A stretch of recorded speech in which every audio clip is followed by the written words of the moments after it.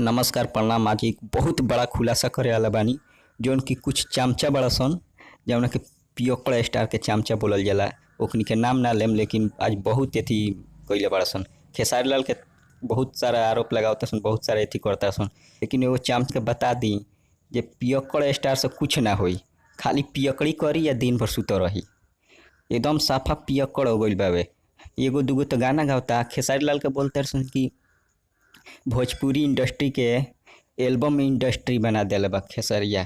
लेकिन उ साला का करी, ओकरा से उतना होई पियकड़ा से? पियकड़ा तो खात खाता दिन भर सुत रही पाड़ा नियर पिय पी के पाड़ा नियर। आ खेसारी लाल के साला तुलना करता सन अपना पियकड़ा के। पियकड़ स्टार जौना के साला दिन भर दारू ही ओकर दिन भर ओकर एथी बा। तो गाना का गाई? जब नाशा टूटेला तो एगो दूगो मन करला तो गा देला, आ वो हिट होला होला घर ही में दब के रह जाला।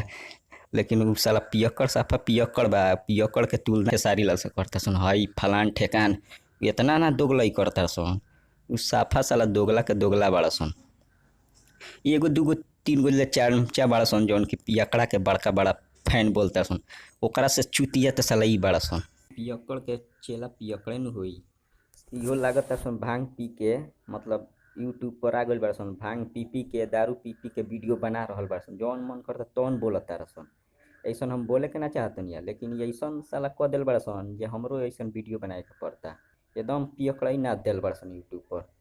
बुझाता भांग पी के हिलता सन, वीडियो बनावता सन साला। एकदम पियकड़ा ही नाच दिल बड़ा सन।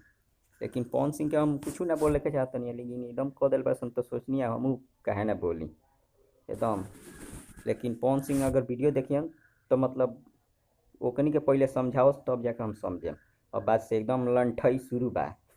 साला पियक्कड़, पियक्कड़ स्टार के पियक्कड़ फैन। बस इतना ही।